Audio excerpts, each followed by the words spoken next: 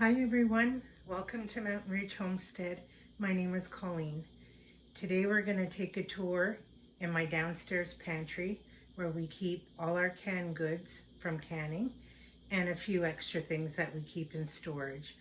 The main reason today I'm going through it is A, to clean it, and B, I want to see what I have or have left of from last year's garden to see what I need to grow more of. I've already ordered my seeds. I've started my starts for the garden, but I want to know how much of each I have to plant. I know I still have a lot of certain things left over from last year, but I want to know what I need to grow more of. I always know I need a certain amount of tomatoes and things, but I know there's other things I think I can get away with for another year. And the other thing is, as you can see here, I have tons of jars that have to be put back. That's just the tip of the iceberg. I have a couple of boxes out in the other part of the basement. This part of the basement is dimly lit, so I apologize for that, especially in the canning room. This room was already here when we moved. It's very narrow, it's long, but it works perfectly. The shelving was already there. One light was there. We added another, and it stays really cool. It's not heated. So I never saw the reason to have to build anything else. It works perfectly. So it's not going to work so great in a video, but it'll give you an idea of how I store the food, and it's nothing fancy. It's just the way I do it, and you'll see what it looks like. So let's go inside and I'll show you. Okay, so here's the entrance. So like I said, it's long and narrow, so it's tricky to catch it all on video. But here's the entrance. And then right away you turn the corner and it goes long and narrow. But the shelves go right to the top. My husband added a few shelves in between, just the right size for the jars, so there was no wasted space. And the shelving goes right to the top, so I can store jars and canners and other large items up there. And more jars down there, more jars to put away. And I'll walk down to the other side and show you what that's like. So here we are at the other side. There's the door over there. Nothing fancy, more jars to put away. It's a working pantry. We go through all the food. So there it is there. Those jars up there all hold water. When I have room in a canner, I always can some water with it. A few extra dry goods or tin goods that we keep on hand, and just stuff like that. And if I swing you around, this is the very end of it, where I keep mainly all the jams and jellies and stuff like that. So I'm going to show you what I'm going to do, how I'm going to go through it and organize and see what I need for next year. So when I come down to the canning room, I don't come down very often. Stairs are very hard for me. So it's my husband that usually comes up and down and brings things. So when I come down, I always come down with my masking tape, a Sharpie, a rag, and a bucket of hot soapy water. I'll always wash down the jars, check my seals, and if anything needs rearranging or we're completely out of something, I just remove the labels, or I reposition things and relabel things. I keep everything labeled so it's easy for him to find. I'm the one doing the canning, so I can easily recognize things. It's not necessarily the case for him. So I label everything very well, and at a quick glance you can find anything, and it works for us. I use masking tape for everything. So I'll go through some of the jars and show you some of the things that we have. For example, beets.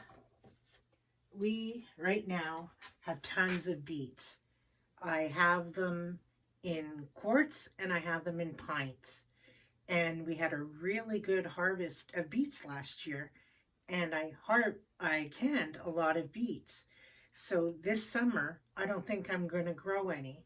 And if I do, I'll probably just grow enough for fresh eating because we still have plenty of beets in quarts and a few in pints. And I generally can most of my vegetables in both sizes, mainly quarts, but I always do a few in pints because sometimes for supper we'll take 2 or 3 vegetables, and obviously opening a quart is too much for just the 2 of us. So the odd time I do open like a couple of pints of something. So I always have a bit of both, mainly quarts, but I always do some in pints. So I know right now we have, it goes 4 deep and there's 4 rows. So there's at least 16 to 20 quarts of beets. And there's 1, 2, 3, 4 to about 16 pints of beets. And that's more than enough. It's not a vegetable we eat that often, but we do enjoy it. Now for things like beans, I still have quite a few, but this is something we eat regularly. So even though I think I have about 10 or 12 there in quarts, I only have 8 pints. This is something I know I will always grow a lot of in my garden. We love to eat them fresh throughout the summer, and it's something I can a lot of because I know we're going to eat it. And it's only May 1st, so by the time the beans come for us, it's usually late June to mid-July, end of July. This still has to get us through to that season. So I think I timed it very well, or canned the appropriate amount, and we'll still have a huge, Lord willing, a huge harvest this year. So beans is always a huge thing. Carrots here, I don't have too many left. I have about 8 quarts and 6 pints. And carrots, I do half and half. I'll can some, and I prefer actually to dry can carrots because I find regular canned carrots with the water, I just don't like the texture. They're too mushy. So last year I started dry canning, and to me it makes the world of difference. I really like them a lot more like this. But I also keep some just stored in the fridge, and I find they stay for a very long time that way. Potatoes. These potatoes here, we have about 8 jars left, and these are from our garden, and we did buy some in October for Canadian Thanksgiving that we canned. We got them on sale, and we have yet to buy a potato since last October because we had quite the harvest, and the few that we did pick up on sale in October has gotten us through. And again, these have to get us through until this year's crop. So I'm pleased with that. And then the tomato products. That I feel I can never have too much of. There's always things I make with tomatoes. Obviously, I do the tomato sauce, diced tomatoes.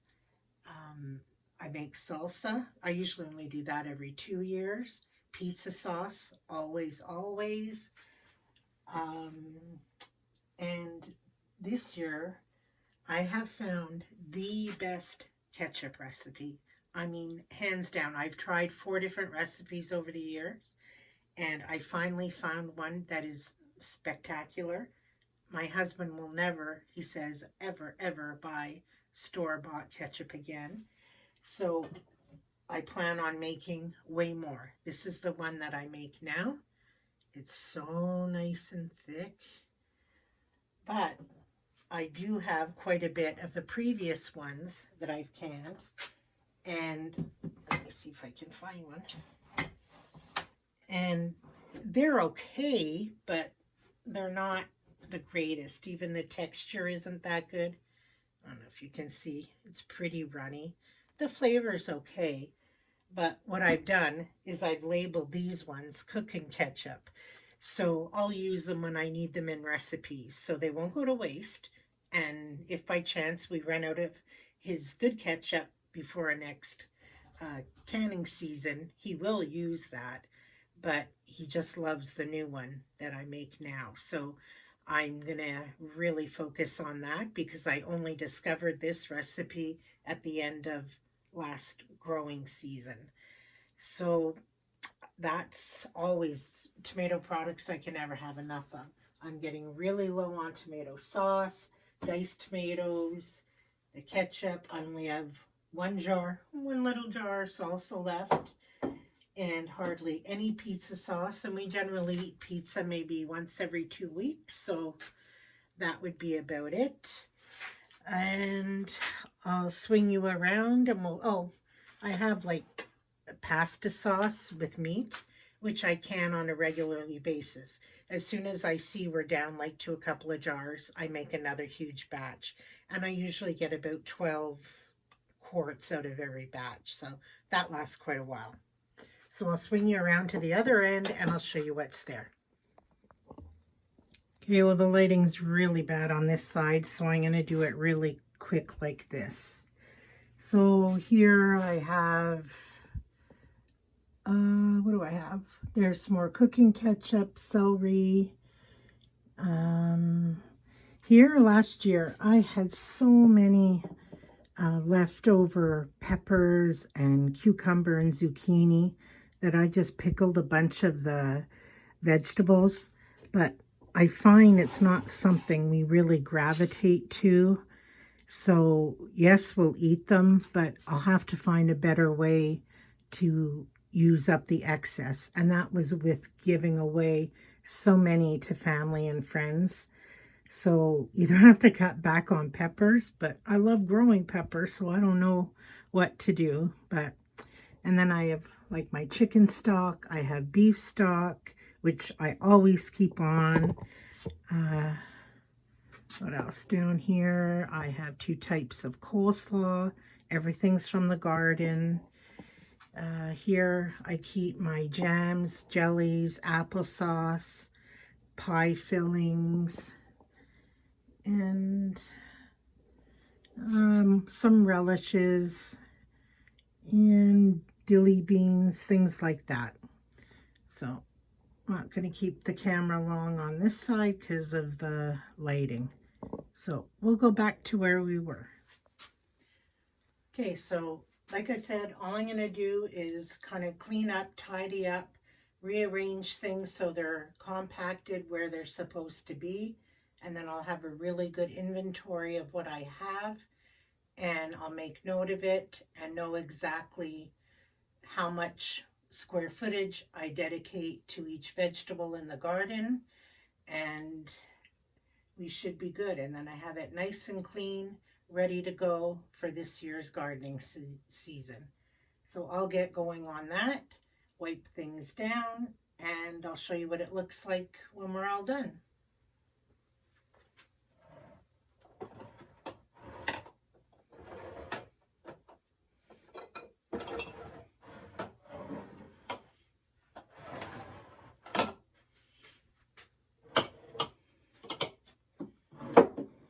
I forgot to show you a few things. Here I have baked beans that are absolutely delicious. I have corn that we got from a local farmer that we only have a few jars left, and that was awesome. I also have some meals in a jar. Where are they? Down here.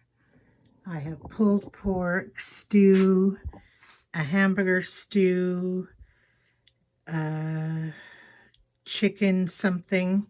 we're running low on those, and I find those so convenient, and I enjoy making them. I have, oh, sorry, it's such a tight squeeze in here. I have 3-bean salad. These are roasted red peppers. These are the Advarsky peppers. I roasted, and then they're marinated with garlic and olive oil. Oh my God, they're so good. There's only 2 jars of that left. And I also have back there with the jams and jellies, I have pears and peaches that we enjoy all winter long. So I don't think I forgot much else in the food department, but probably. You'll see it another time. Okay, so here we are at the entrance again for the after. Probably doesn't look very much different for you, but it does to me. And it feels great. Everything's clean, organized. I know where everything is. I was able to stick in some boxes and gaps for empty jars. I know exactly what my inventory is, and I'm really pleased with it. So that's it. It's not the biggest pantry, but it works, and I'm very grateful to have it because I have no idea where I would store all this, plus all the equipment. So bring on garden 2023 and happy canning.